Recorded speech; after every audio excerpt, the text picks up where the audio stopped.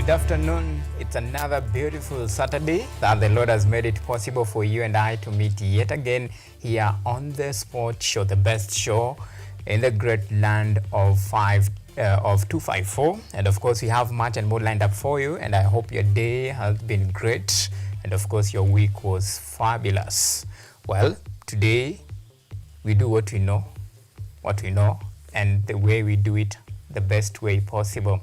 I'm talking about sporty action, and of course we have much and more lined up for you, from the world of rugby all the way to the sporty action, that is the football, for the lovers of the football. And in the Kenya Premier League, we have a very exciting match lined up for you, the Battle of the Titan.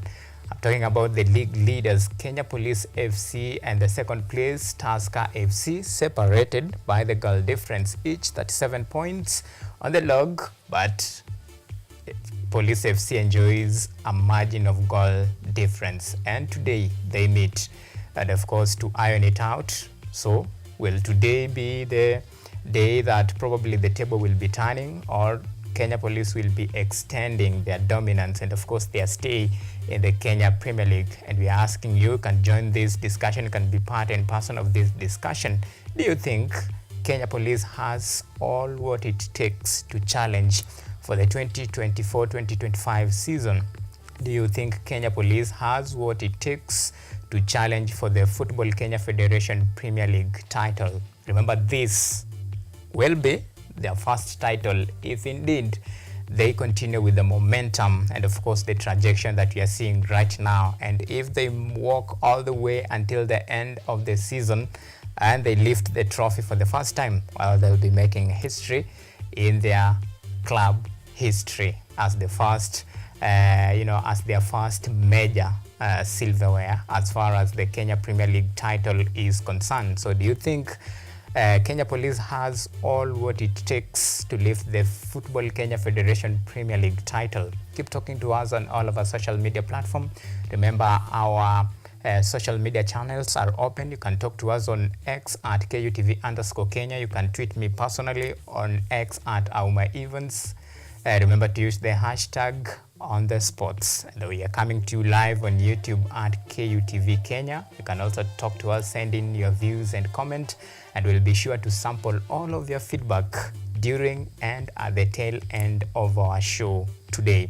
Well, aside from football, well, the Kenya Lionesses will be giving yet again another shot at the World Rugby 7 series, the main title, and of course their title, or rather their quest to seek for that ticket, or rather to hunt for the ticket to represent the country in the upcoming World Rugby 7 series will be kicking off in South Africa, and they are in Pool D alongside that is Poland and Samoa. Remember the last edition, that is the 2024 edition, Kenya came to at least a distance. They missed the playoff by a whisker. They were 5th, and by that they were out of the automatic playoff. So this time round, it's a new dawn for them. Will they at least surpass their previous expectations and of course their previous results? Well, that is a big question, and of course time will tell if indeed they will write history by qualifying for the first time. Remember, this is a team that has really been chasing this ticket for the longest time, but they have never won it, or rather clinched that ticket to represent the country in the World Rugby 7 series, the main title cup. Well, and of course we'll be bringing you an insight and of course an overview of what to expect as far as all the Pool D matches. That is from Pool A, Pool B, Pool C, all the way to Pool D, where Kenya are placed alongside, of course, alongside Poland and Samoa. And those are some of the insight and matches that we'll be bringing to you later on. And of course, another very interesting campaign that you're waiting to see how the event will be unfolding. I'm talking about now the National Harambee Starlets. Remember, Coach Beldin Odemba named 36 players squad, that is the provincial squad for the Africa Women Cup of Nation qualifiers. Remember, their first leg will begin with a clash against Tunisia on 21st of February, and of course return leg will be on the 25th of February. Now this is now the ultimate prize, and of course the journey to hunt for this ticket to at least take part in the Africa, or rather in the continental showpiece, begins in just a moment ago. And of course the team will be hitting camp on 10th of February in preparation for this very important assignment. Remember, it's a two-leg affairs, and the Kenya will be banking on the new 11 additional players that have been called up to this squad. Remember, it's a very tricky affair for the Beldin Odemba, the head coach of the Harambee Starlets, now to choose from a pool of 36 players to choose at least 23 players that will be representing the country in this very important assignment. Key highlights to take home. Remember, the coach has really paid a lot of emphasis on the new players. Remember, some of the players that took part in the World Cup Under-17 in the Dominican Republic, like the captain, some have already earned their call-up to the team. And remember, this is the second called-up to the team, plus another players that took part in the Under-20 championship have already even and some slots. And this a blend of newbies plus experienced players is what the coach will be banking on to make sure that in as much as they take part in this particular championship, or rather the qualifiers, she will also be banking on these same players, the young players, to build a team that will be competitive in the next 5 years to come. And that is a key notes message, and of course that she was trying to pass out in regard to this a pool of players that he actually called up to the national team. Remember, this is the provincial squad. We are still waiting for the squad to be narrowed down to at least 23, the final phase of it, ready to face Tunisia on the 21st of February. Remember, that match will be played here in Kenya before the team now will be jetting to Tunis ahead of their second leg. And of course, we wish the ladies all the best even as they prepare to hit the camp in readiness for this very important assignment. And of course, we have this and many more lined up for you today, plus we still have some very interesting insight, and we had a one-on-one discussion with Brian Rotich, the head coach of the Kenyatta University rugby best side, that is KU Blood. And of course it was a very interesting discussion in regard to some of the achievements that the team has achieved over at least three years period for that matter. And of course the team will be the coach was giving some insight, and of course will be keen and eager to bring to you this very important discussion, a one-on-one, just to bring you up to speed with what is happening as far as that very important discussion is concerned. And that discussion will be coming to you later on. But right now, we want to take you through some of the stories that will be forming the basis of our discussion and of course our show today.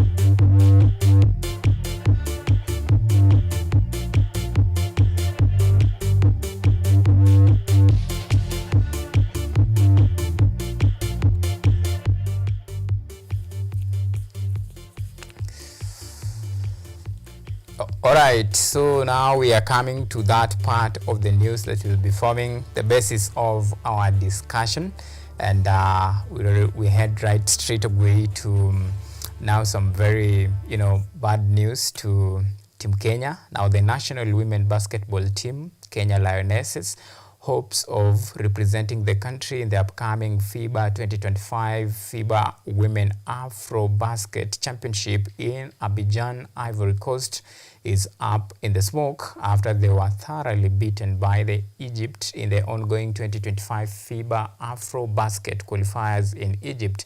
Kenya entered the Friday contest at Hassan Mustafa Sports Hall with a faint hope of making it to the finals after losing their opening match against Uganda before sinking deeper against South Sudan. Kenya's only redemption came against Burundi in their third match of Group A in Cairo. Host Egypt will take on group leaders Uganda in the finals in a high-stake encounter to decide who will punch the ticket to Abidjan later in the year for the women's Afrobasket.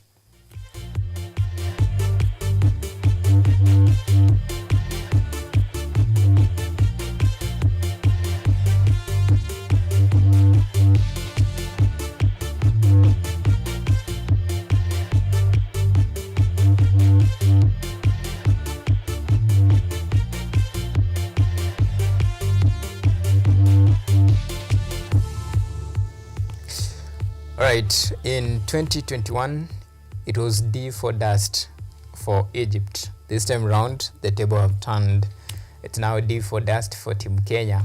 However, one of the most notable key highlights to take away from that qualifiers is that Kenya wasted a lot of opportunities and chances to kill the game, especially in their match against South Sudan. Probably today, maybe things would have been different. So we are banking on Uganda and of course Egypt to lose their matches, but unfortunately they went all the way to win. So as things stand right now, the chances of taking part in this Afro FIBA 2025 Afro Basket Championship is just a matter of spectating. So we'll be just following as spectators. But for now, it's about time that the team probably reflect on the lessons learned and build up for next time. Yeah, so that's the best we can do for now and learn from Cairo's mistake, and of course use that as a build up to the next assignment and even encounters. Now from the basketball now to football matters. Harambee Starlets head coach Beldin Odemba has named a 36-player provincial squad for the 2026 Women Africa Cup of Nations qualifiers against Tunisia. Should they advance to the second round, now they will face the winner of the match between Niger and Gambia, a critical step towards securing their ticket. The first leg will be played at home on February 21st, 2025, followed by the return match in Tunisia on February 25th, 2025. Odemba has included 11 new players in the squad to strengthen key positions for these important fixtures. The players are expected to report to camp on Monday, February 10th, 2025, as they begin preparation for the crucial qualifiers.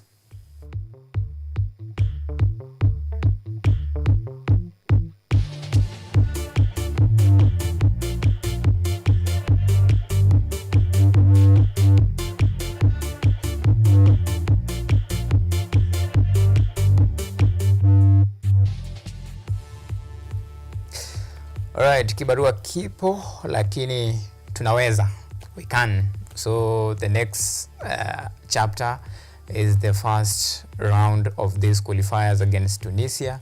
If we proceed to the second round, then we'll be meeting the winner between Niger and Gambia, and it's possible. I wish the team all the best, even as they endeavor to secure this ticket for the continental showpiece that will be held next year, that is 2026. Now let's switch gears to some golf actions. Now the second leg of KCB East Africa Golf Tour will take place at Mombasa Sports Club on Saturday today, with 100 golfers competing in the eagerly anticipated event, with the top amateur golfers from Mombasa and nearby areas expected to grace the event. The top two teams will qualify for the grand finale in December 25th, where they will compete for a 1 million Kenya shillings cash prize, which will go to sustainability project at the club. Additionally, the winning team will earn a chance to play in prestigious golf tournament.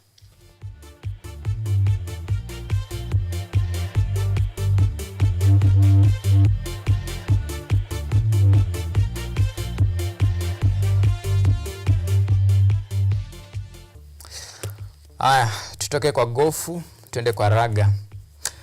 Now the national women's sevens rugby team, the Kenya Lionesses, have been drawn in Pool D alongside Poland and Samoa in this year's Challenger Series that is set for March 1st in South Africa. The Lionesses, who missed a spot in the previous edition after finishing 5th in the Challenger Series in Madrid, will be hunting for their first spot in the HSBC World Series. The hosts South Africa will take on Czech Republic and Hong Kong, China in Pool A, while Pool B will see Argentina, Thailand and Mexico square it out for glory among other fixtures. Top of form to form, or rather top of the form to bottom.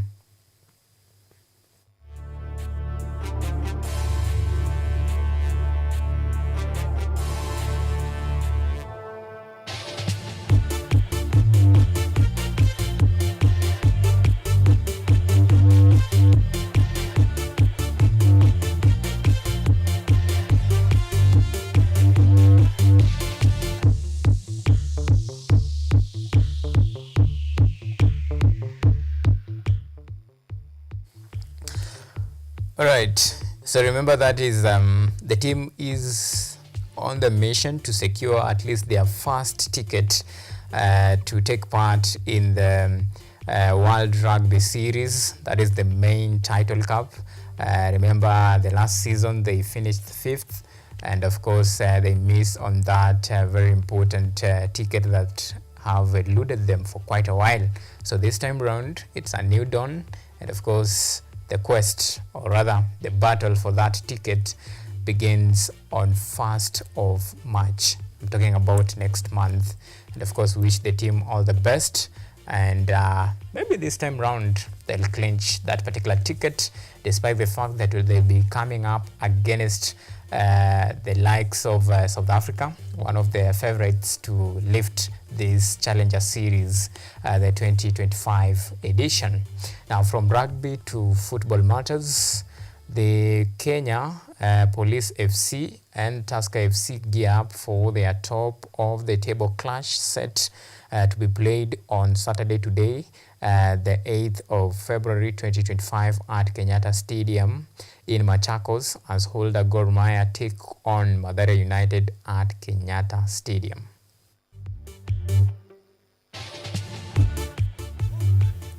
Preparation imekuwa poa. I think each and every week we prepare well for each and every game, because each and every game is important in this league.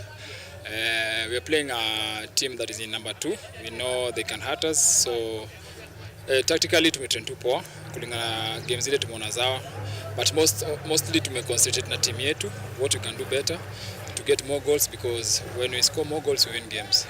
This imekuwa tough. I think in the first games, because of kucheza hizo games za CAF, tulikuja tukakuwa number last, of which I think most of the people walijua si position poa kukua.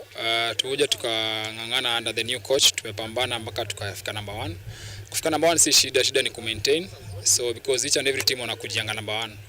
So tunafaa tu ku-maintain and do the right things that zilifanya tukafika hapo, and hopefully God willing season ishe tukiwa hapo. First of all, it's a good team. It's a good team. We respect.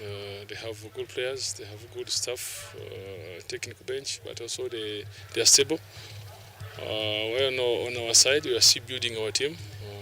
We are in a process to bring that our philosophy to understand it. It's coming little by little. First of all, it's a good team. It's a good team. We respect. They have good players. They have good staff, technical bench, but also they are stable. Well, on our side, we are still building our team. We are in a process to bring that our philosophy to understand it. It's coming little by little. it's a good team because, as you say, we are equal points. But for us, if you want to win the title, you have to beat who is near you. So we are preparing as other games. It's not it's a normal game. We have to take it seriously as we have been doing with other teams. So we thank God we are ready for the challenge. We have to measure where we are. So that's it. All right, now that is the Kenya Premier League action, the Football Kenya Federation Premier League title, a clash of the titan between the league leaders right now, Kenya Police versus second place, that is Tusker FC, a very fierce battle between the two teams. Remember that match will be played at 4 p.m. East African time. And of course, all road will be leading or heading to Machakos at Kenyatta Stadium to witness the clash of the Titan. And don't forget, we are asking you the question of the day today. Do you think Kenya Police has what it takes to march all the way and challenge for the Kenya Football Federation Premier League title? Do you think Kenya Police has what it takes to challenge for the Football Kenya Federation Premier League title this particular season? Keep talking to us on all of our social media platforms. We're coming to you live on YouTube at KUTV Kenya. You can tweet us on X at KUTV_Kenya, at Auma Events, the hashtag to use on the spot. And just like I promised, we'll be sure to read all your feedback during and at the tail end of our show today.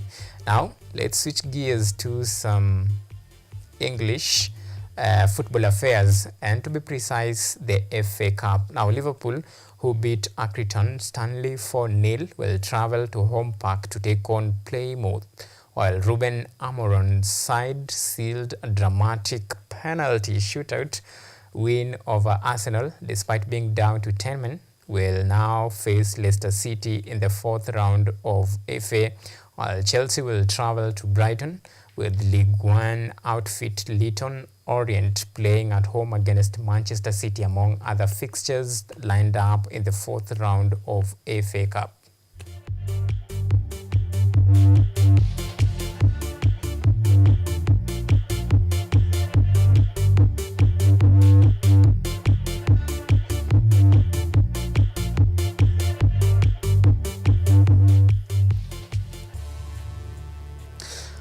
All right, so those are some of the football, the FA Cup fixtures for this particular Saturday, and of course tomorrow on Sunday.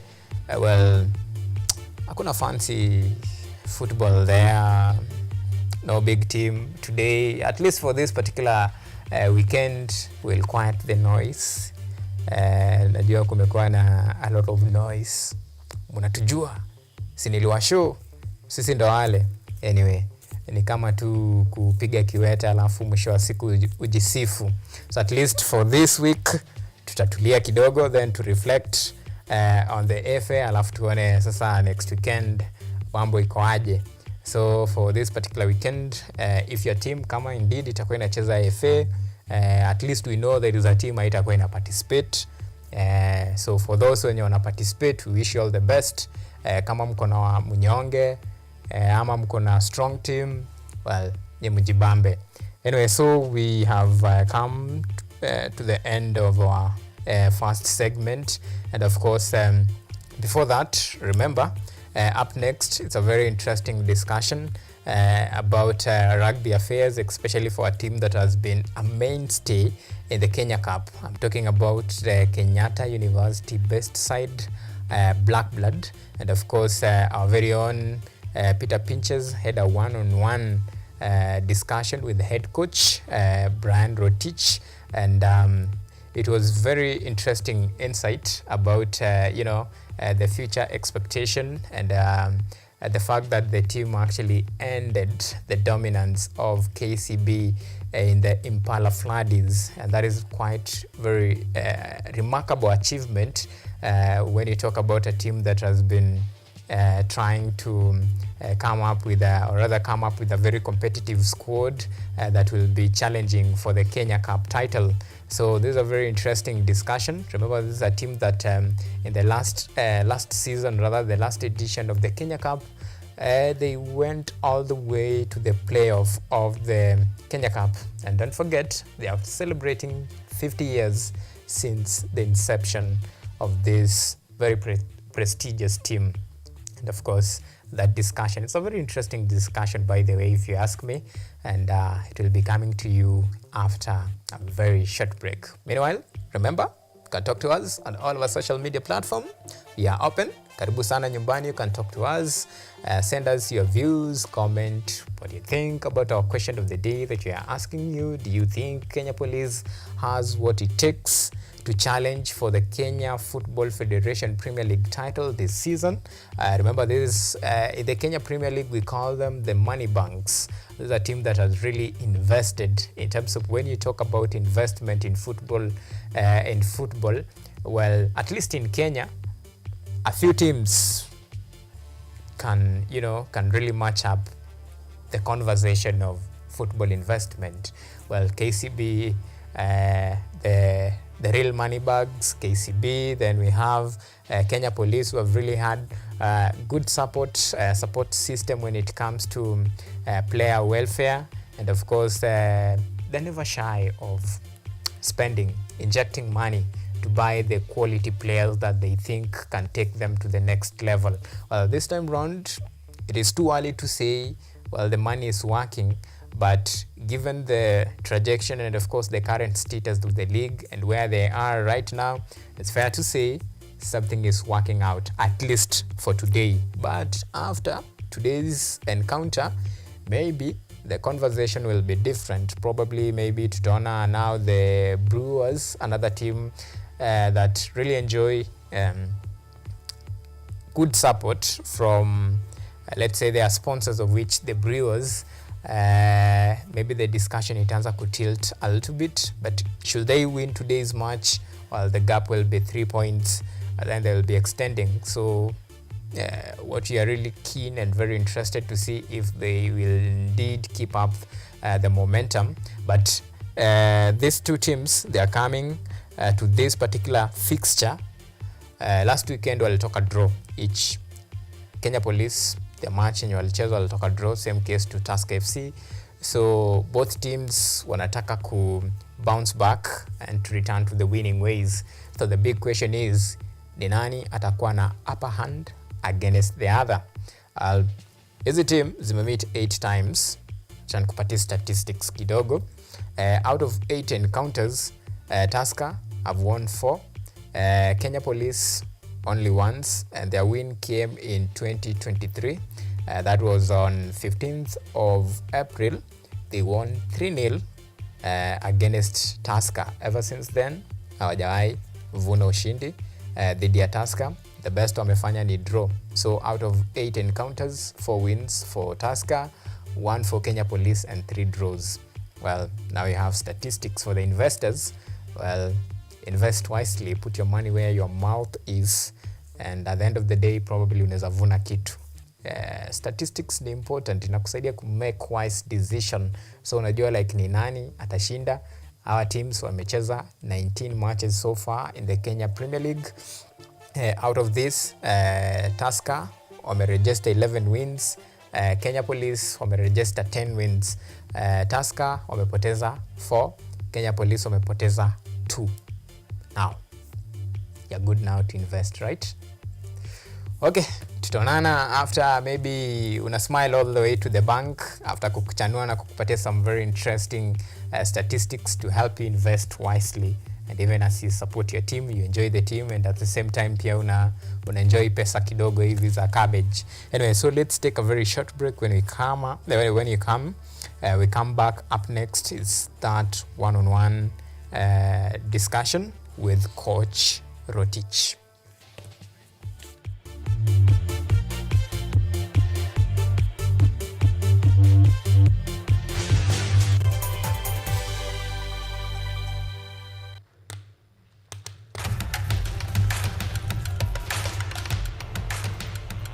Access to knowledge. Solution to unanswered questions.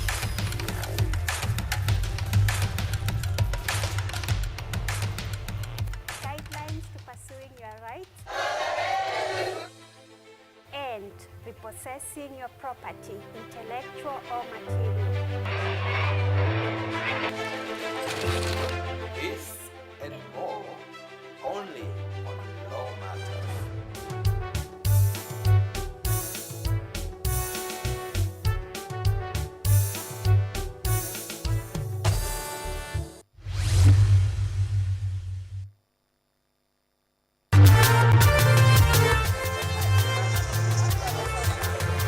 Ni nguzo na uso wa jamii. Kupanda shuka akawa tuzo, ukakamavu wake ukatii na kumfanya mwenye bidii. Kwa machozi na makeke akabaini jinsi ya kuwini. Huyu ni mwanamke ngangari kwa jinsi alivyo ng'ari. Mimi ni mwanamke mwake. Usikose kutazama kipindi cha mwanamke mwake nami Caroline Kimweli.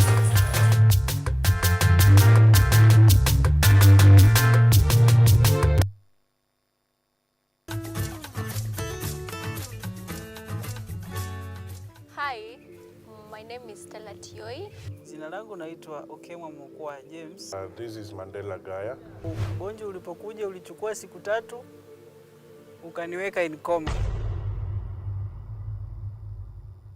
20 wamezikwa, 2 ndio wako hai. I don't even know how it feels to see. I feel like I cannot express myself well the way somebody who can walk can actually express themselves. Ilichukua muda mwingi mrefu tena mpana ili kuikubali kwamba mimi siwezi tembea tena. I've come to actually accept myself. Ukijaribu kumsimamisha mtu umwambie tafadhali nionyeshe njia, They find it quite strange talking to you. We should just make schools integrated Inclusive setups. by providing the right facilities.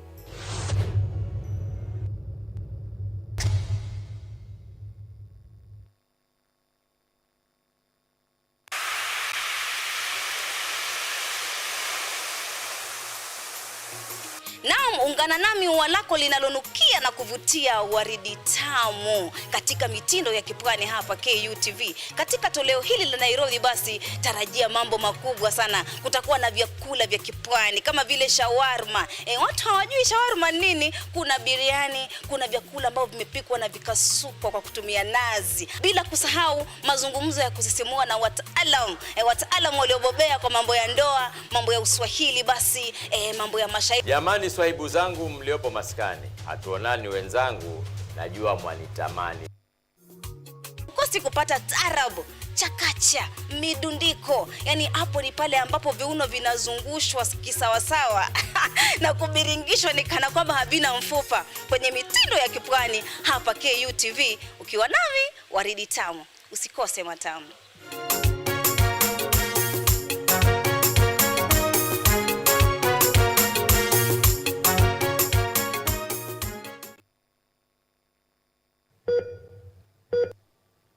Are you healthy, or rather, do you maintain a healthy lifestyle? According to WHO, health is regarded as a state of complete physical, mental, and social well-being, and not merely the absence of disease. Welcome to Focus on Health, a show on all matters health, wellness, and lifestyle.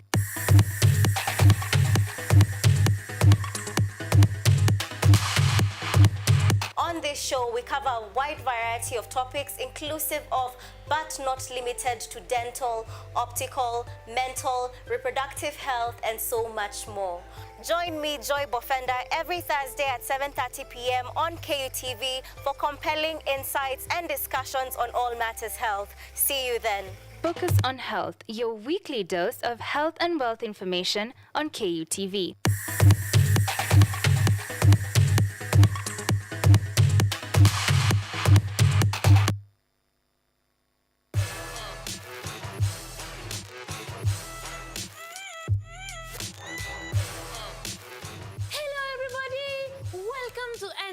Where we the coolest questions in science. Let's go! Is yogurt really just rotten milk? Why do humans need sharks to survive? How did a 12-year-old boy from Africa invent modern vanilla farming? How do you deliver medicine to a chimpanzee? Can poop be useful? How can you save the planet by reducing air pollution? To help us answer these questions, we are inviting some wonderful guests from the world of science. They will enlighten you, make you hungry for knowledge, oxygenate your brain, and make your ideas flow. This is Engine Season 3. Let's go!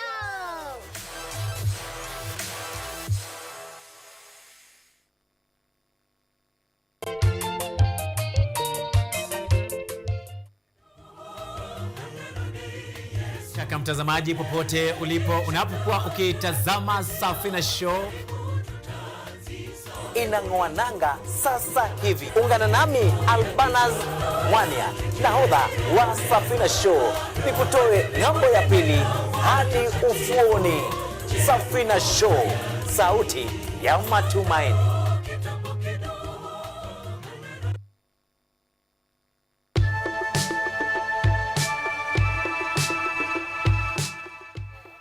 In a world where uncertainty rules and opportunities are scarce, it's time to break from the barrier and unlock your full potential. We must live within our means. We cannot spend money that we don't have. We will explore the fascinating world of investment, trade secrets, business strategies and entrepreneurship. Sasa challenges ziko mingi sana. Parking ya mzigo imekuwa mbaya. Unaweka pesa yako inakataa kurudi. Whether you're a seasoned investor or just starting out, what you covered with invaluable insights to help you succeed. Now, this year we have seen a rebound in the economy, which is well above the global average of the 3%. Join me, Anyango Sylvia, every Sunday and Monday on KUTV News at 9, and let's turn your dreams into reality.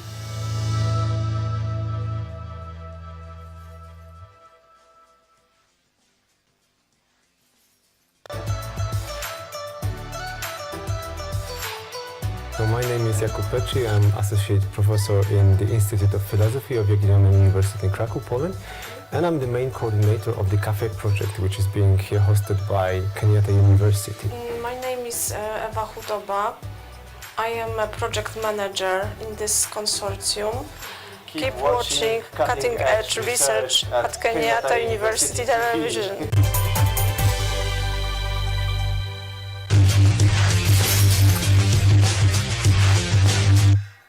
Ndani ya miaka 50 ya kuwepo kwa timu ya raga ya chuo kikuu cha Kenyatta Black Blood RFC, Brian Rotich anaingia kwenye vitabu vya kumbukumbu akiwa kocha ambaye amefanikisha mafanikio mengi sana akiifunza Black Blood RFC. Kwenye urejeo wa kipindi ama makala maalum ya Mwanaspoti Matata, tunaangaza kurunzi yetu kwenye safari ya Brian Rotich. Tazama, ndani ya miaka 50 ya kuwepo kwa Black Blood RFC, ndio kocha ambaye Brian Rotich utaingia kwenye historia ama kumbukumbu za historia Black Blood, kuwa kocha ambaye ameleta mwamko mpya na kupata mafanikio na kikosi ambacho kinapata msukumo ama kifedha bado ni finyu, lakini unaingia kwenye kumbukumbu. Brian Rotich, unaweza kumbukumbuka siku ya kwanza ambayo uliguza mpira wa rugby ilikuwa wapi na ni kwa nini ulitamani sana kucheza huu mchezo? Nadhani ilikuwa 2006 Maseno School. I think nilijoin rugby juu ilikuwa related na wale watu tu vichwa ngumu, so hawako wanahandwa na ma-prefect nini. So I think hiyo ndio ilinimotivate, na I think nilikuwa hiyo for the year 2006 nilikuwa the first fresher kujua kupass ball, which I think ndio kitu mimi kuwa proud of up to now. So ni kama unasema kwamba wewe pia ulikuwa mtu ambaye ni mkorofi. Sasa ulikuwa unatafuta a way out ya kujiprotect. kwa kiwango chake nilikuwa hivyo, so na ilinisaidia sana juu wakati huo kulikuwa na zile corporal punishments from prefects and all that, so sikuwa able to encounter that juu nilikuwa mentored na watu walikuwa wamelearn hiyo trade, so ili make life easier Maseno. Unaweza kumbuka the first move ama kitu ya kwanza ulifanya na ball ya rugby ukiwa hapo Maseno? Which I presume by hapa ni ulikuwa form 1, form 2? Nilikuwa form 1. Form 1. Yes. I think kitu ya kwanza nilirusha juu. From hapo sasa nikaanza kufunzwa kupass juu coach hiyo time alikuwa ndio house master wetu Mayor House, Mr. Masime. I think ni ndo mzee nakumbuka kwa coaching career ya mine, alikuwa very good coach, so from hapo akaniambia mimi ndo nitakuwa na represent fresh first year huko Maseno School wa Mayor House, na that's how I came to be the first person to know how to pass, and by form 2 tulikuwa break into the team. From my understanding, huu mchezo wa rugby ukiupenda kuna vile mtu mpaka unapanga, unasema nikitoka shule ya msingi nataka niingie shule ya upili fulani kwa sababu nataka nicheze rugby, nikitoka hapo nataka niende chuo kikuu fulani kwa sababu nitapata rugby. Yako ilikuja tuseme kuanzisha uhusiano wako na Black Blood ni kwa sababu ulikuja chuo kikuu cha Kenyatta. Did you feel kama ni kwamba umetimiza kitu ulikuwa unatamani, ama mentally kuna kitu kingine ulikuwa umepanga ambacho hakikufanyika? I think mi hata kupatana kwanza na rugby, kwanza mi nilikuwa shule zingine huko vienyeji, so nilibahatika kupatana na hiyo sport, then nikaipenda, kakuja nikacheza, then tukakuja KU. I think tulireport KU nadhani May 4th, and then May 7th nilikuwa nimemake first team KU. Tulikuwa tunacheza against Homeboys, nikamake hiyo starting squad, na hivyo ndo I don't think niliaitoka kwa hiyo team up to the time nilitoka Blood 2015 after graduation. Homeboys ndo wakaniita. As at now kitu naweza sema I think nashukuru Mungu sana juu I don't think place nimetoka ama story ya mine ile siku story ya mine itasemwa yenyewe ni grace tu imenitoa kutoka huko mbali up to now. Fast forward, vitu mingi sana zimefanyika. I think mimi nimekuona ukichezea Black Blood, Homeboys, kuna time pia ulikuwa Kisumu, Impala. So hapo kulikuwa na a lot of changes. But where would you say, ama ni wapi ambapo unaweza kusema hapa ndio sasa my rugby ilibadilika kabisa? Ile rugby kuna kitu ambacho nilijifunza hapa ikanibadilisha sana, maybe compared na wakati ulikuwa unaanza. I think from kutoka Maseno, the first place I played ilikuwa Kisumu, trying to get to Kenya Cup. Nilikuwa hiyo team actually ilikuwa 2011. Ilikuwa club rugby, so the first time nilifika huko, huyo coach kuona venye nilikuwa na pass, venye nilikuwa na tackle, akani draft into the team, na nashukuru sana for hiyo opportunity. The next phase nilikuja KU hiyo May, so coming to KU, so hapa ndo nilikuwa nasomea, so long holiday nilikuwa narudi nyumbani Kisumu, so nikirudi Kisumu I used to play for them, but place I think life ya mine will change concerning venye naangalia rugby. Ilikuwa tulimaliza tu hivi hapa campus hiyo 2015. I didn't expect to like go on, kumbe apparently Homeboys rugby ilikuwa ime-identify kuwa kuna some talent huku, so wali ni call up nikaenda Homeboys, na I think hapo ndio mindset yangu on how nilianza kuview rugby, nikaanza kwenda gym and all that ili change. Mindset ya coaching I think ilikam nikikuwa Impala. Kwenye maisha mtu huwa anapatana na watu ambao huwa wanabadilisha mtazamo wako kuhusiana labda na mchezo wa rugby, mtazamo wako kuhusiana na maisha. Wapo watu kama hao kwenye maisha yako? I think kuna one coach Saimo. Coach Saimo alikuwa very pivotal in the way, yani venye nilienda Homeboys alinipick up, yani akanimentor, akanishow, so mimi admire sana, mimi admire venye ana work, venye ana relate even na young players. I think ni one of the mentors wenye ndakuwa forever grateful for them, because hao ali change venye nacheza, venye na view game. Again nikaenda Impala, kuna coach mmoja mostly anakuaga age grade development, anaitwa Olos.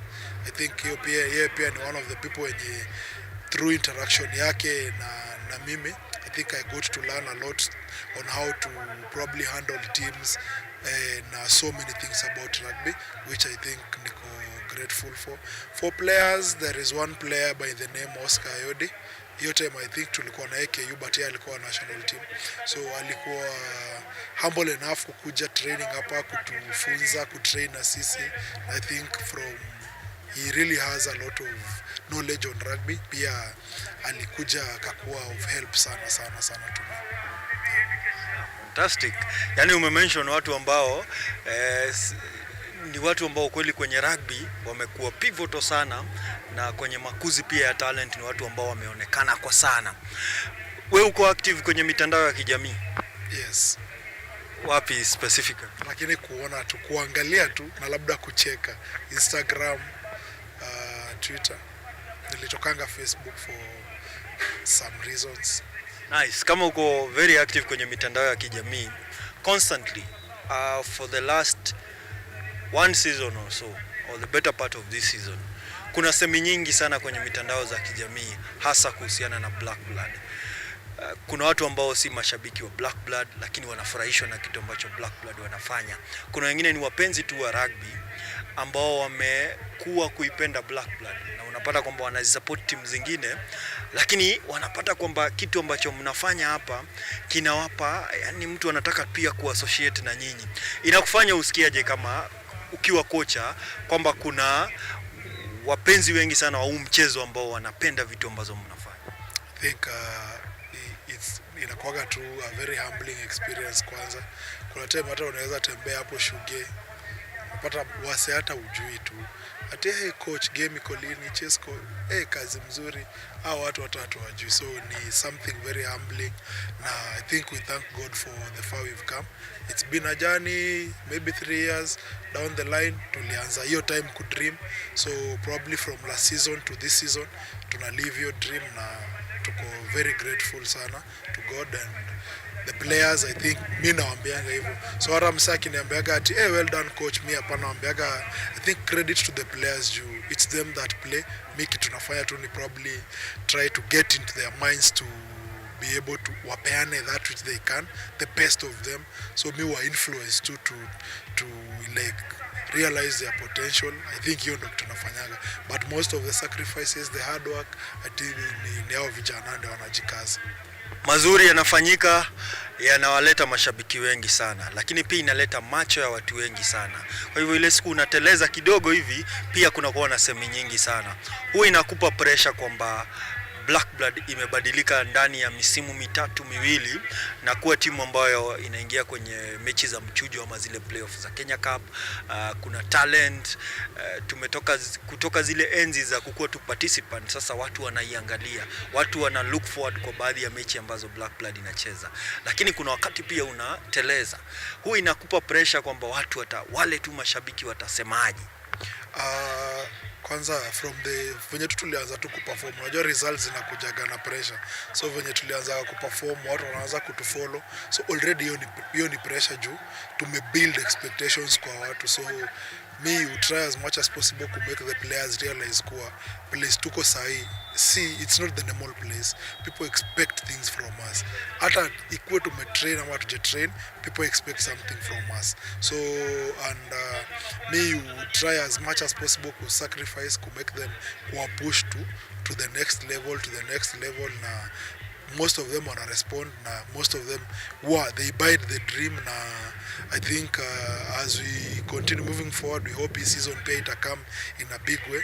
Hopefully if you're able to make it to the playoffs, we really pray that pia to kuwa able to make it to the semis this time, because tumekuwa huko, so once beaten the next time start to have kukuwa better guys. So if we get an opportunity this time kuwa in the playoffs, I think na promise kutakuwa na a step to the semis, of which mostly nashukuru sana for the players, the work they wanna put in so much. Hadi kufikia sasa kuna vitu vingi sana historical zimefanyika. Baadhi zimefanyika hapa Bloodbean, baadhi zimefanyika kwingineko. Msimu jana karibu sare dhidi ya Kabras, kama misimu miwili karibu mna washinda KCB, lakini mwisho ikakuja kwenye quarter finals za Impala Floodlights, ambapo mlivunja rekodi ya wao kukuwa 5 times champion, continuous consecutive champions. Last game pia mmecheza hapa dhidi yao narrowly.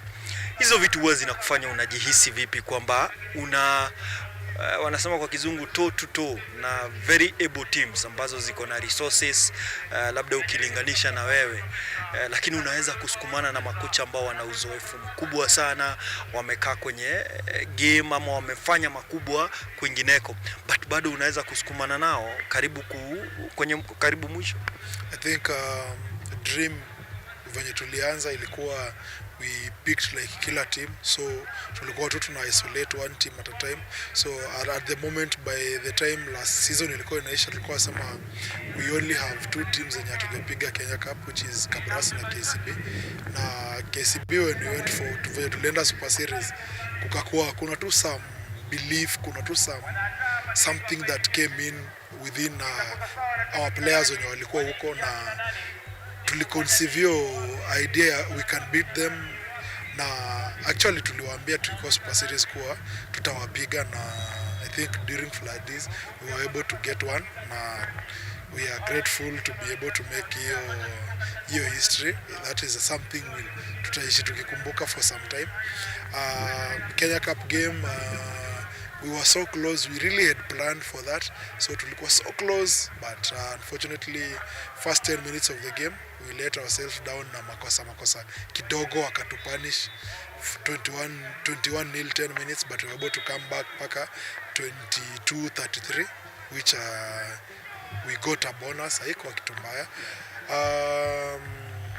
During I think tunaweza sema what has been there with the boys ni ati they believe more, wanna believe more sai. So I get a way of interacting with them. There is a way I get into their mind, so na get ku saturate your desire ya kutaka like they want to perform, they want to win. So and most of them ukiangalia hata wakipostingi status hapo unasikia ni prime black blood, kumaanisha most of them wame mature sai, like they're into that maturing stage as players, not as individuals but as players. Most of them do wanna get into hiyo kumachua, na wamekuwa kitusaidia sana. Tukikaribia kumaliza, kabla nikuulize some of the topics ambazo zina revolve around Kenyan rugby and what's your take on them. Umesema kuhusiana na mambo ya prime players ambao wamepata hiyo experience na wakakuwa sasa, japo wachanga, ni wachezaji ambao wanaweza kuchanga sana kwenye klabu. Lakini kuna swali ambao mimi nimekuwa nikijiuliza 3-4 seasons ago, kwa sababu mimi nimeweza kufuatia Black Blood kwa kipindi. I think nimekuwa nikikuona pia ukicheza. Si kwamba nimezeeka, lakini I've seen hizo safari, kwamba kuna wakati tulikuwa tu bora tu salie kwenye Kenya Cup, iko sawa. Ni nini hichi? Na imaanishi kwamba these are the most talented. Kumekuwa na even other talented players hapa. Ni nini ambacho unawaambia, ama ni nini hichi ambacho umewapa kiasi cha kwamba hakuna kitu kikubwa kimebadilika, ile mentality kwamba we can go beyond just being to avoid relegation? I think first nili make sure kwa wamerealize kwa hakuna difference kubwa kati ya probably player mwenye ako Blood na KCB. The biggest difference na kwa tu, apart from resources, kitu unaweza control ni attitude, your commitment, your desire, your hunger, because place tuko hapa we do not play at tupate probably bonus maybe for kama other clubs zenye ziko na resources, ama sijui tupate no. See, we play because we love the game. Hiyo ndio kitu ya kwanza. So rewards for ourselves ni whenever we play well, whenever we do something good, whenever we win, hiyo ndio our greatest reward. So I let them know of that. Then I think again we are more of a family, to go a close-knit group of people.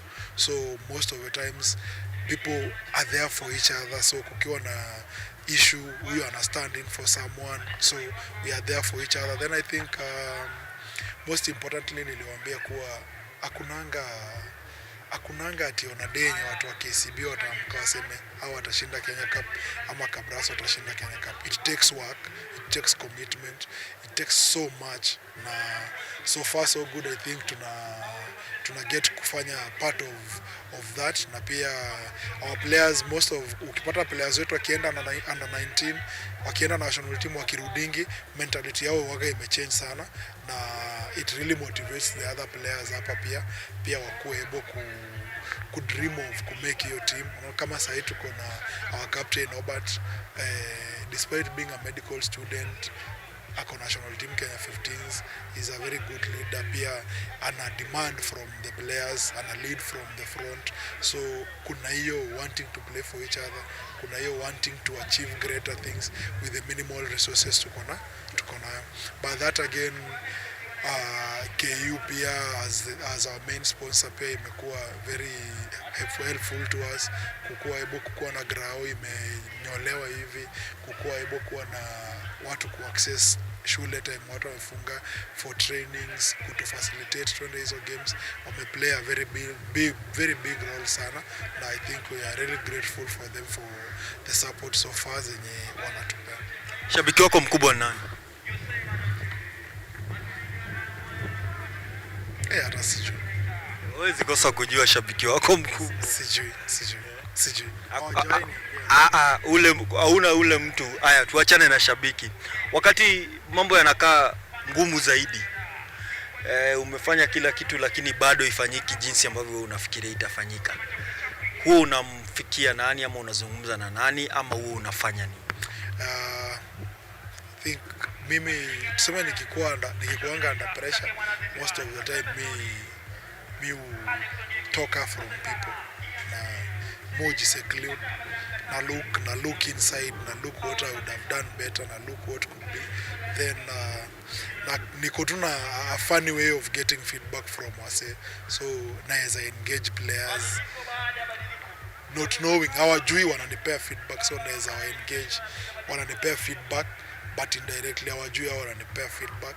Then pia I think kutoka venye tulienda Super Series, most of the time maybe kukikuwa na nini naweza ongelesha, kuna the current KCB coach Oliver Mangeni, so we are good friends, so huwa tunashare na yeye, so kaa kuna kitu naona maybe it needs to be, na nafikiria kufanya na nimeshindwa venye kufanya, I can talk to him, ananipea his mind here or there. Na I think other people pia na look into hizi podcast kwa TV, hizi analysis za games pia zinanisaidia. Ni nini ambacho, ama unasemaje kuhusiana na the current rugby setup ya Kenya across the board, kutoka kwenye ligi, jinsi tunafanya vitu? What's your take on vile tunafanya vitu in rugby sahi? From vile tuna run ligi, how we do collabs, vile tunafanya vitu general.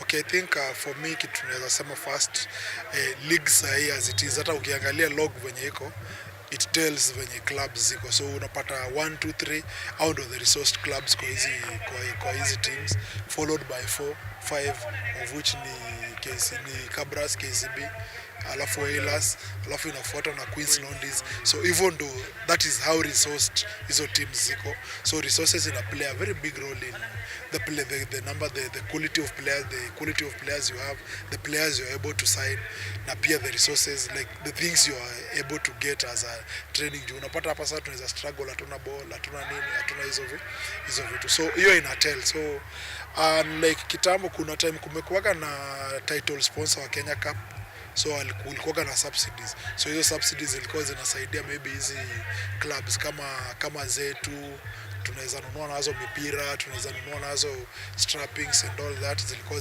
zinasaidia sana. So maybe the union should find a way ya ku bring back maybe corporates to the sport, wakuwe able ku support hizi clubs. Ninakuwaga na very weird idea kuwa if kama union pia inaweza make through its members wanaweza make a legislation on the number of national team players a club can have. Juu unapata if you look like hizi team kubwa kama uliangalia maybe team ya KCB, yenye tulicheza nayo na timu ya KCB tulicheza nayo ESS. Hizo ni timu zote unaweza ziweka Kenya Cup na zote zifike semis. Like kuwe na introduction na kitu kama in football kama financial fair play. Like you cannot just go and get everyone. Yeah, or you kuwe tu na kama drafting tuseme in America. Maybe maximum number of players, maybe national sevens unaweza sema a club can have maybe maximum number of 4 alafu ama 3 alafu hiyo ingine 15s maybe a club can have a maximum number of maybe 7 or 8 hivyo. That will au wengine wata have kufind these clubs zingine making it competitive. Juu sasa unapata ukiangalia national teams hii ka 15s out of the 33 players unapata wase 20 ni wakabras.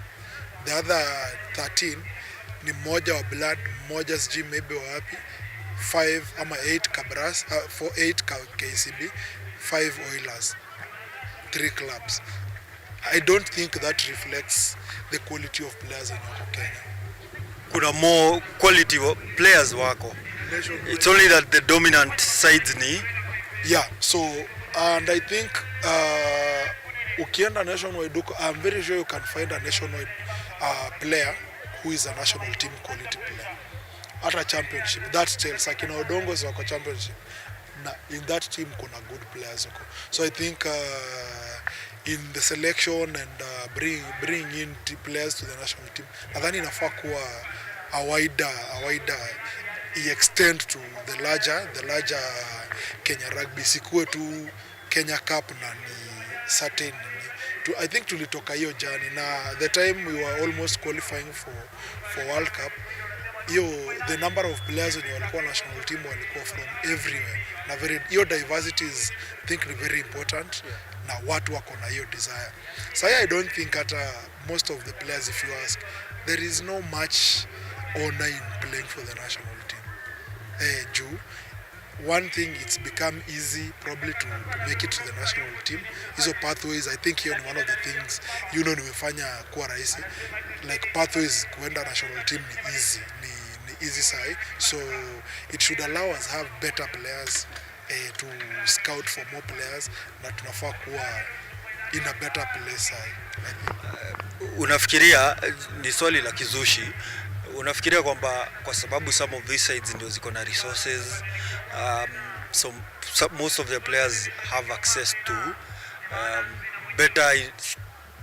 better resources in terms of SNC, hizo vitu zote, and even taking care of the injury, they are better placed kushinda the other clubs.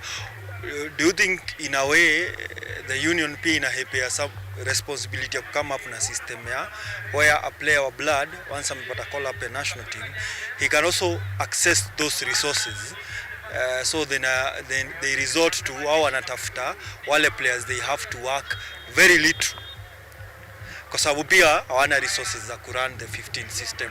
So probably do you think maybe that's why wanapotelea hizi clubs zenye ziko na resources, where they think they will get a more refined player mwenye hatahitaji kutumia pesa mingi sana ku refine?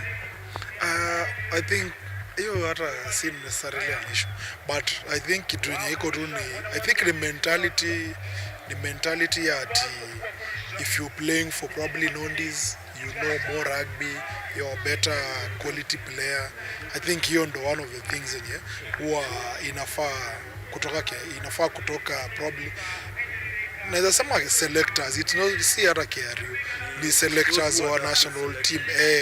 If you kama last season tulikuwa na hiyo super series, if you say the national team will be selected based on the performances super series, then pick players from your super series strictly, because kulikuwa na quality players. But you then have players playing your super series, they play so well, but they are not called up. The guys who are called up are the guys who were in the team last year, the other year. A person who has not even probably trained or played any game, but because amekuwa part of the system anaitwa. So I think players who kunje feel pia hiyo, sometimes it's really frustrating. Unapata player give up to aache tu aende. Another concern on call up, kuna kwanga pia na players wenye wanapatanga call ups, they go for trainings and then they come back. Online unapatanga a lot of conversation of mbona mliacha huyu, mbona for example I remember time ya Sevens ikikuwa call up for the series, kulikuwa na a lot of conversation because kuna players wa Queens people feel wakona they should be part of that system, kuna huyu, then you go pia kwa 15s, there are teams that feel they have a better flanker, they have a better prop, they have a better than the one who is called up. Hizo vitu ziko. And some of these players pia, maybe out of pressure ama sijui nini, some get call-ups, but they end up being dropped ama wapati any playing time. I'm curious to ask, do the players, because una interact na wachezaji, do they get feedback on nini imefanya wa dropiwe? Wakati mna have conversation. Okay, I think for the time nimekuwa black blood, every other time some players the first season, I think the second season tulituma I think 6 players to the trials. After trials we had our players back, none of them alibaki, so we requested for feedback from the then coach your time, and we were not able to get your feedback. So I think Mimi had proposed that if you call a player to the national team setup, once you drop them, you would probably maybe do an email suggesting to the coach what the player should work on, so that next time you'll be assessing that from the player, you can be able to get that. Yeah. But I think another thing ni ati kila coach anakuwa tuna players anataka, the type of player anataka. So if he's not the type of player coach anataka, then he will not keep in, hata mkeep kwa hiyo team. But sinipoa tu ambie wewe, for example as a coach, kuna some players that you know they are good but they don't fit kwa system yako. Do you communicate to them ama unaacha tu akae hapo? Na probably he might have somewhere else where ataenda fit in vizuri. I think mimi kitu nasemaga ni personnel, hiyo ndio kitu nasemaga. Kitu I think imenisaidia probably kukua in a good time at upper black blood. I think nilikuwa able to understand personnel, watu na deal nao. So mara ya kwanza nilikuja nikikuwa na so much expectations, like this is in campo, watu wako in a certain way, unaona. But with time vitu zingine una learn tu unaendelea kuangalia, but mostly I think all the players mimi nakuaga nao, mimi na watumiaga according to venye mimi nataka. So unapata kama nimepata maybe kama nikikaa mimi, when I came in there was a player who used to be a back row, but for me I saw he could serve me as a center, and for the season actually nilim transform akaenda center. So at first it was not comfortable, like the team was saying, hey, we will lose a back row mwenye ni mnoma, but I told them he will serve us better place yenye nimempeleka. And true story is that the boy got called up to the national team as a center hiyo time, went to the trials, was first kwa hizo nini zote zenye walikuwa wanafanya, and he was really happy because he got the chance kuitwa kwa hiyo team, akaenda camp and all that.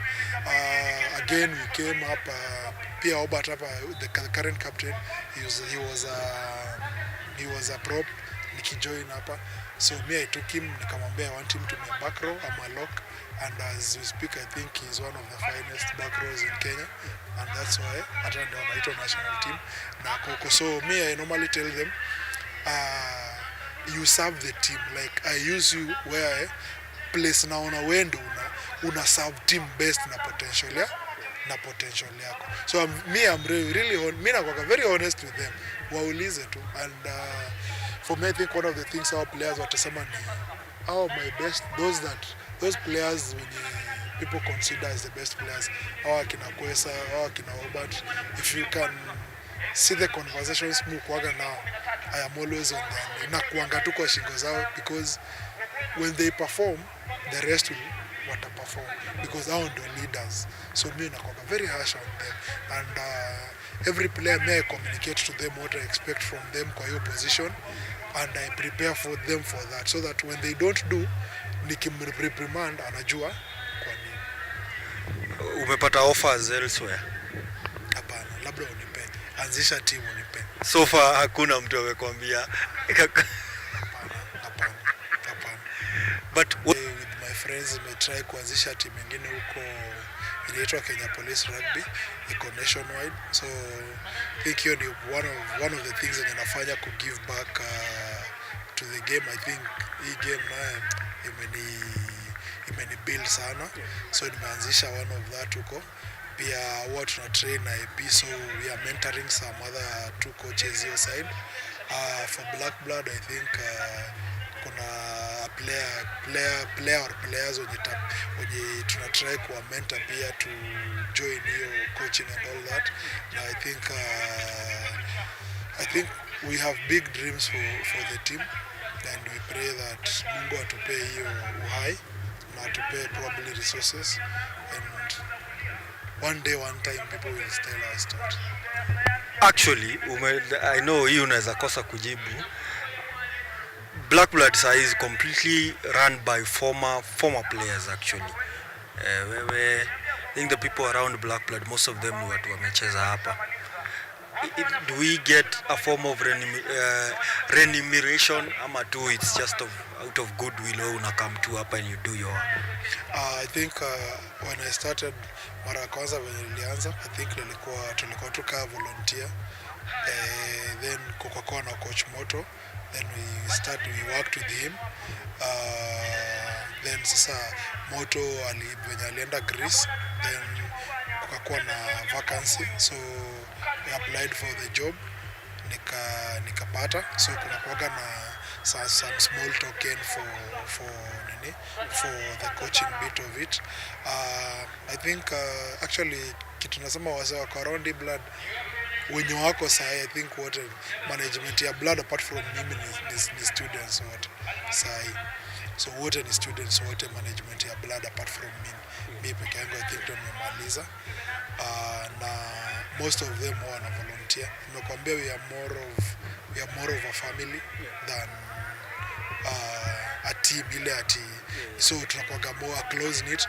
Kunakuwaga na last season, part of last season ni venye this season amekuwa held up. Kuna former Homeboys player alikuanga hapa anaitwa coach Polycarp, alikuwaga anatusaidia hapo kwa forwards, but amekuwa held up juu ya job. Pia alikuwa na volunteer hapa. Kumekuwa na Rabuta wa former player, ni job pia imemshika, so walikuwa na work na forwards hapo, so walikuwa na volunteer pia. Na I think for us it's more of what we give the game than what it gives us. Yeah. Anything planned for I think it's 50 years so kuna any plan ama is just we are setting up a date for blood at 50 celebration, so in due time tutawapea official communication on the dates and the events of the day. Shukran sana Tichi for your time. Nice conversation bana. I think kuna vitu hata hujai sema umesema leo. Kama gani sasa? Thanks bana. Shukran.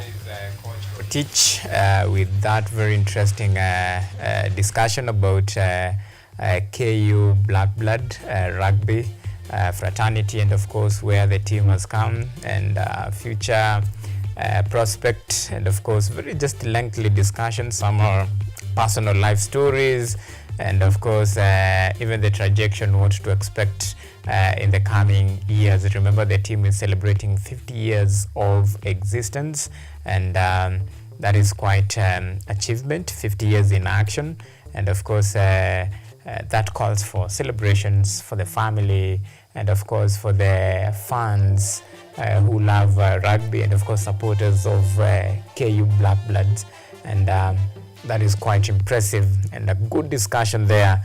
And of course, we endeavor to bring you such discussions that are close to you and touches you as a sports enthusiast in various sporting disciplines, be it rugby, football, athletics, talk of hockey, tennis, and anything to do with that. So, after that amazing and interesting discussion, now we want to switch gears now to our analysis of the day. Remember, earlier on I promised you that we'll be having a pundit who will be taking us through some of the hot sporting discussions, very interesting events that are happening in the country. Remember, we have a very fresh squad selection, the 36 players who have been selected to represent Harambee Starlets.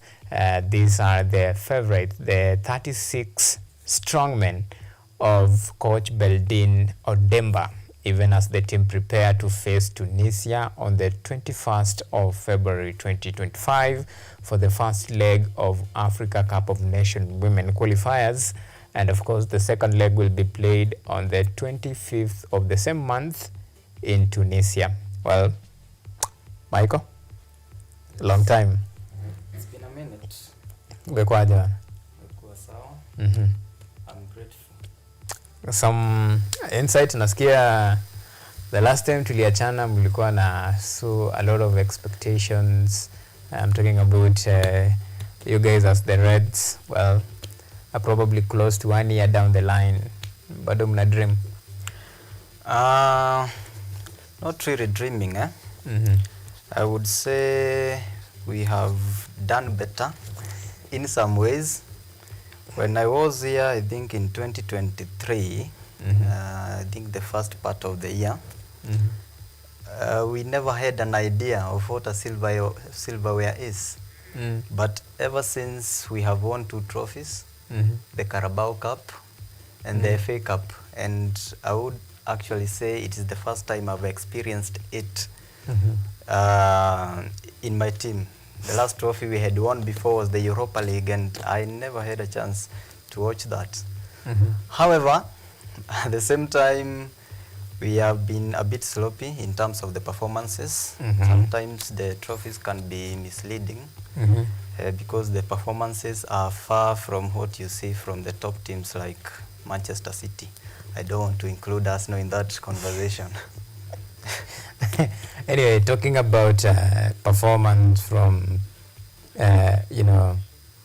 top teams, right now we have a team selection. It's a provincial squad for Team Kenya, Harambee Starlets, with a very big assignment ahead.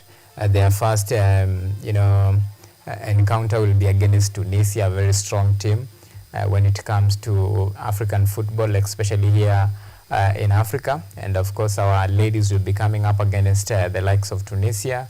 Should they proceed, or should they overcome the magical moments of Tunisia, then they'll be playing in the second round of the qualifiers against the winner between Niger and Gambia.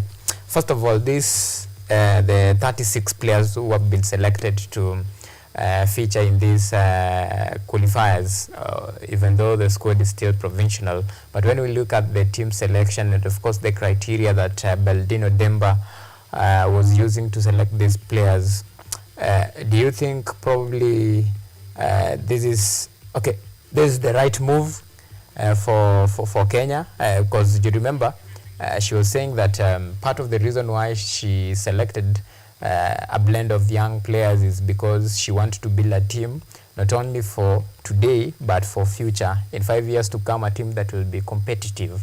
So that was the reason, part of the reason why she thought it was fit to include some of the youngster. Remember, we have even players who participated in the last edition of the World Cup, under 17 World Cup, who have been called to the team. A very good question. I would say, or I would answer in 2 ways. The squad, the 36 man squad, I would say it's positive from the point of view of the way the coach is looking at the bigger picture. Because sometimes it's easy to just hope for fast results. And that will be achieved maybe through selecting the cream de la cream, the senior players.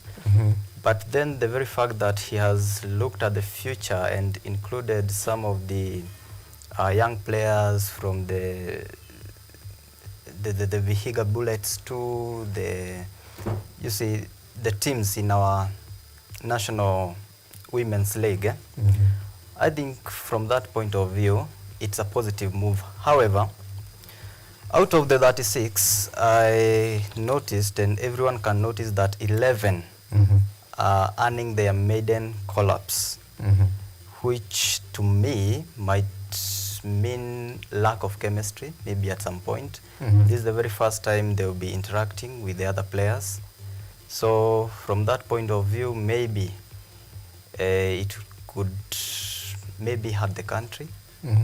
But generally, the collapse, I can say, in the short term, it can be quite, it can hurt our results, but in the long term, it's a no-brainer. It could work in favor of our country, yes. And of course, we'll be looking at some of the graphics, and we take a look at some of the players, the new includes, especially the players that who have been called up to this team. And from defenders, of course, we have the likes of Ruth Ingosi, we have Dorcas Shikoba, Benedette Atieno, Elizabeth Oncheka. Then we have Vivian Nasaka, Winkit Kari, then Alice Mideri, Leila Apio. When you look at that list, it's quite a pool of talent to pick from, especially when it comes to the defenders. And just like you said, she has really picked mostly from local players who are playing in the local league. And it goes with the mantra, buy Kenya, build Kenya. It's very important to give the youngsters a chance to compete on that. And we still have, let me just take you through some of the defenders, or I mean some of the players who have been called up, the 36 players. And of course, we can go next to the forwards and bring you up to speed. We have, first of all, we have Mwana Adams.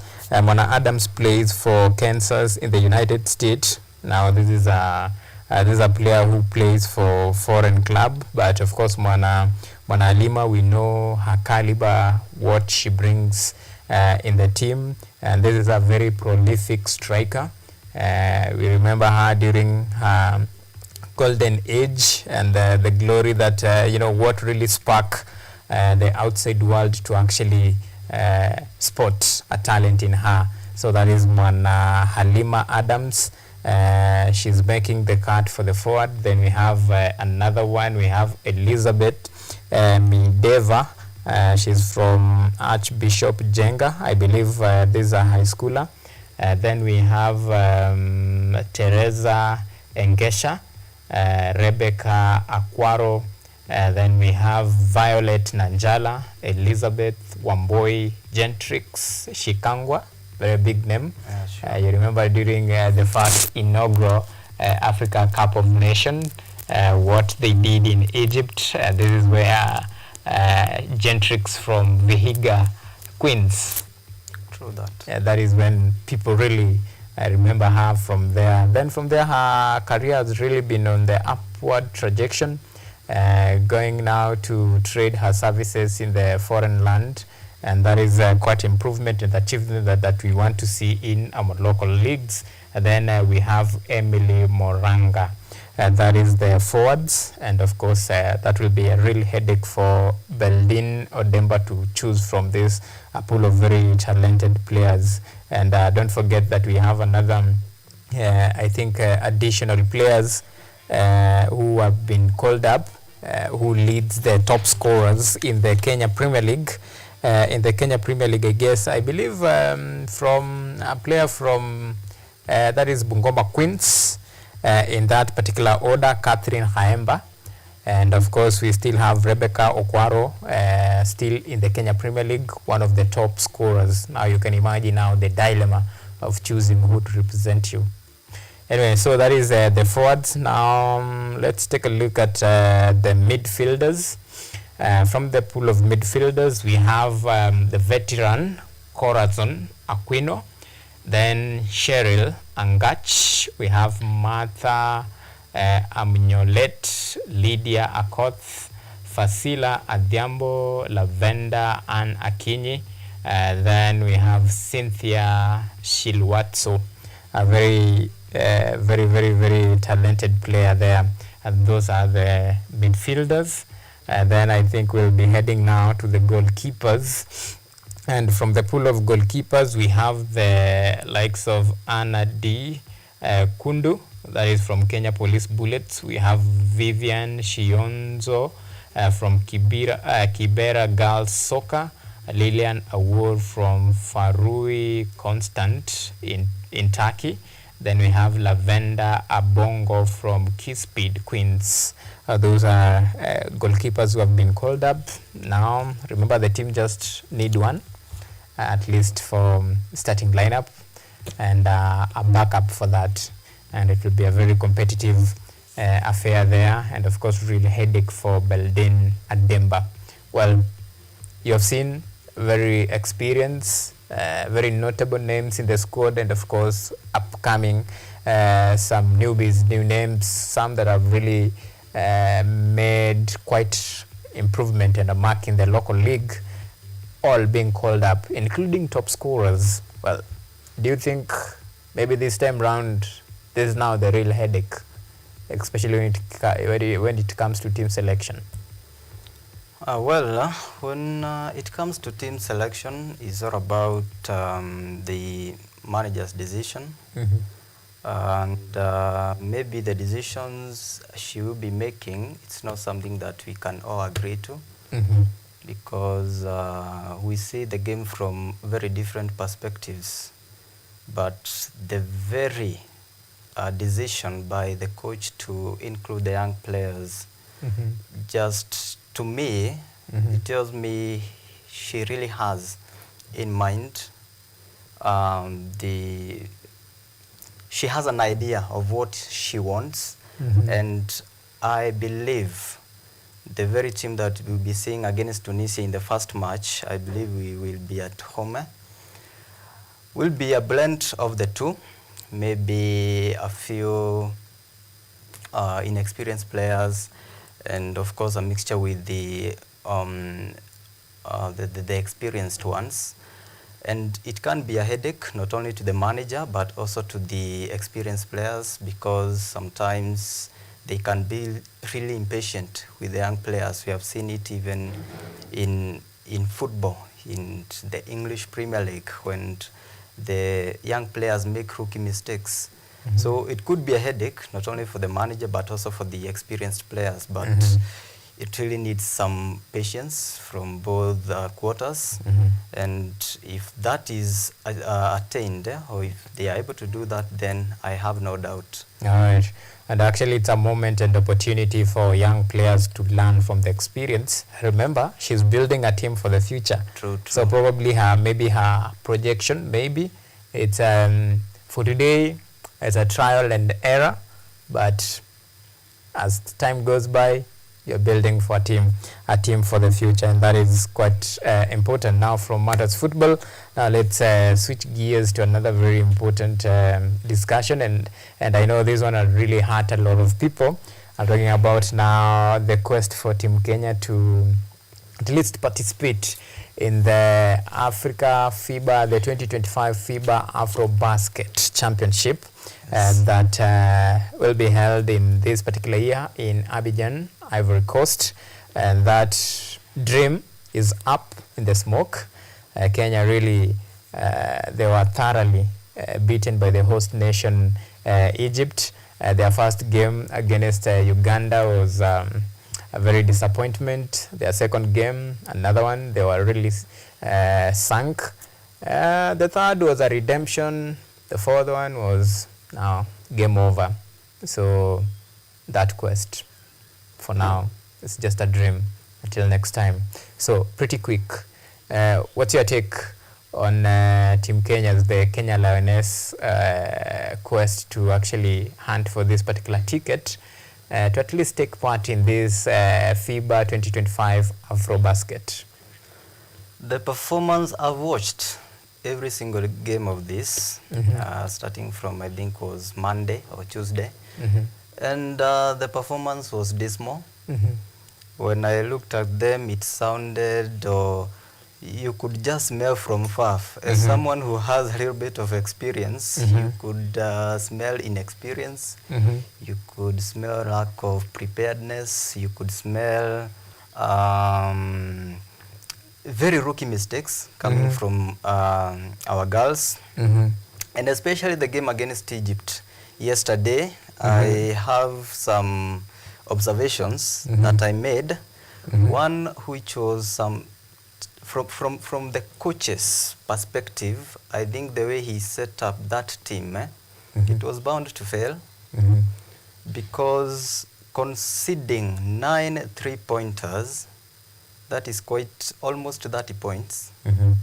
And you have realized in the first quarter you have this problem. Then in the second quarter, I'm not seeing any changes. In the third quarter, in the fourth quarter, and these are points that could have made the difference. Remember, we lost 84 to 62. 27 points from the 9 3-pointers could have closed down this gap. So from the coach's perspective, maybe he has an idea, but then transferring it to the heads of these players maybe is the problem. Apart from that, I think Egypt are so technically above us, the quality of the players. You could just see from the confidence, even when Kenya got some chances to really succumb their defense. They were quite good with their responses. But apart from that, I could also say that maybe a few positives you can pick from that is we were quite good with the breakaways, especially one of the best players, that is Reynolds. We were quite quality with the breakaways, and also maybe that's the only positive we can pick from that.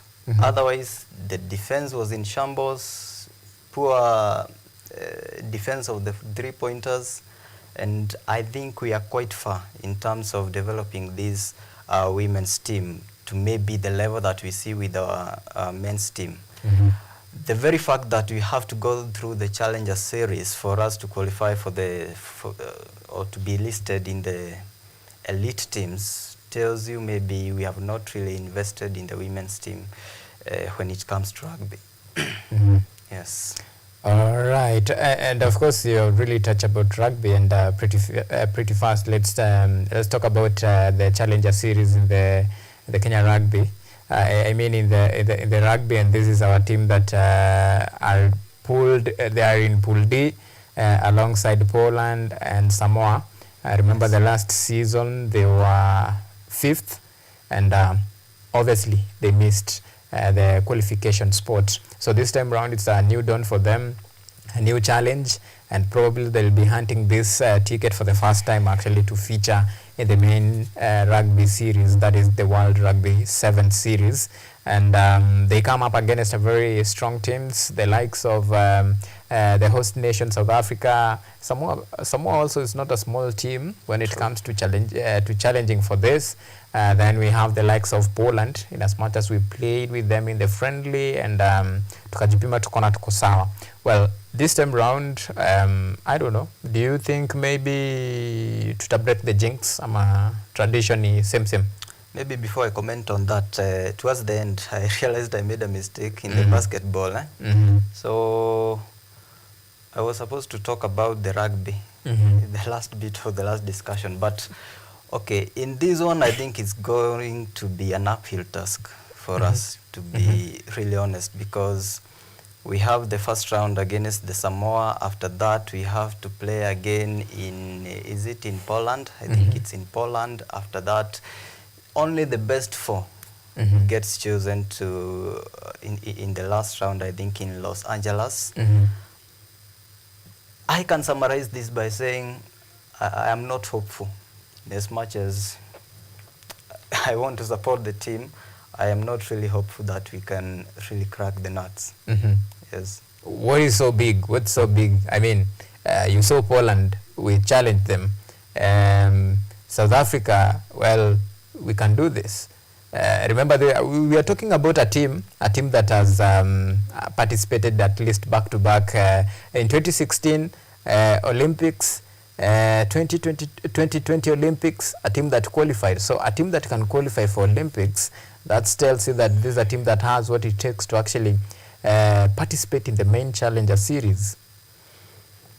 Maybe, but I think the journey is quite long. I am not very sure they will. Maybe they can start on a positive note, on a very high note.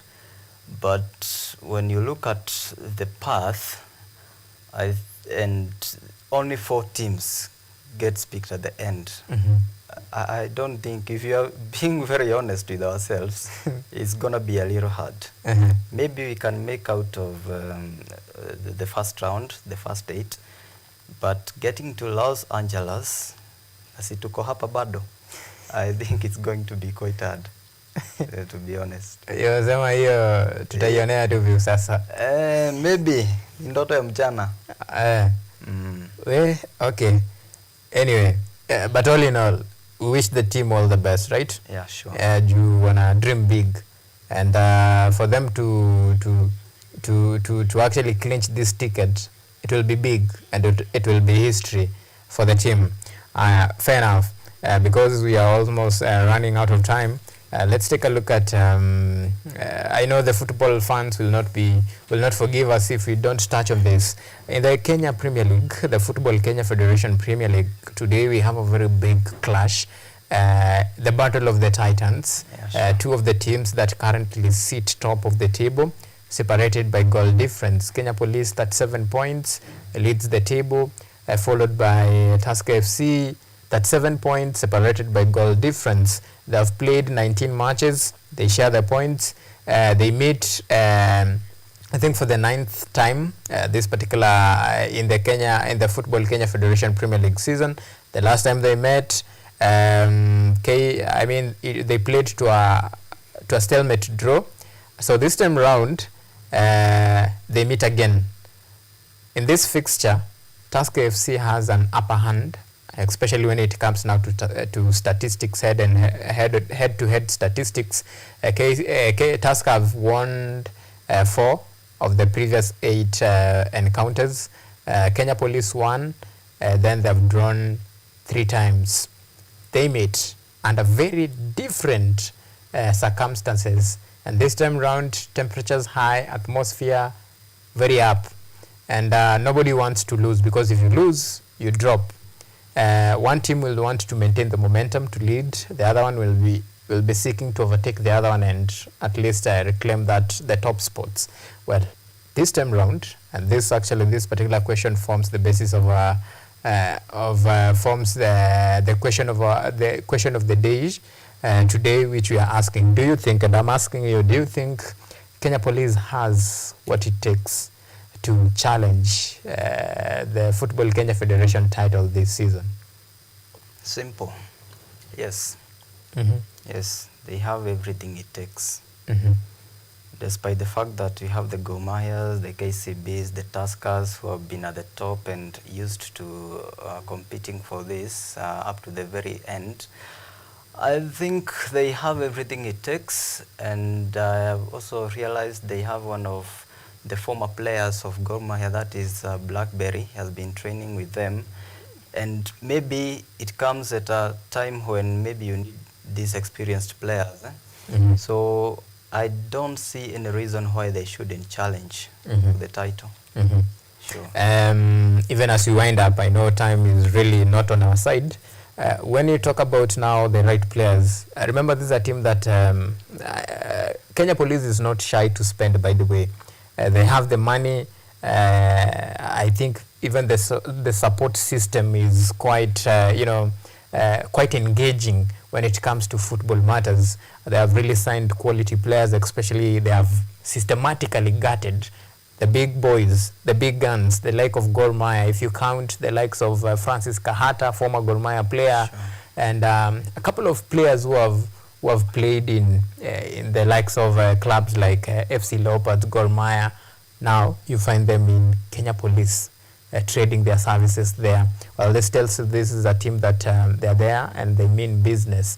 However, for the last 3 seasons, we have been here. We have seen what the trajectory, the momentum, the way they have really been pushing, but at the end of the day, the finishing power is what is lacking that team. So do you think, now even as we head in the mid-season of the Football Kenya Federation Premier League, the 2024-2025 season, do you think maybe sasa this time round the silver bullet yenye ilikuwa inakosekana ishapatikana sasa? That question we can only wait. Whether they can clinch the title, they have the potential, but we can only wait. I would compare them to the Nottingham Forest we are seeing in the English Premier League. They really secured the services of some former players, the Odois that maybe failed at Chelsea, the Langas that failed at Manchester United, but they are using them to their favor. So I think that's the same thing that is happening with Police FC, with the older players, and maybe it could help them, but it will be a challenge. We can never hide from that. We have seen Gor Mahia under in the second or in the bottom half of the table, but after some time, I think right now they are almost position. They are three. They are position 3. So the finishing power will really matter in this, and has always done, even in the English Premier League. Yeah, sure. So farasi kwako ni kama tatu?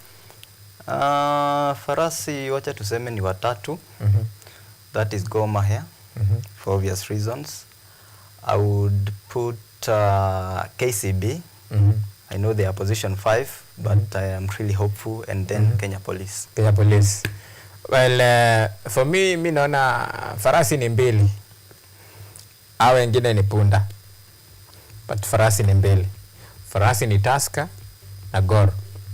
Hao wengine ni Flower Boys na Flower Girls. Wanna set the table for the big boys. History will judge me. Anyway, so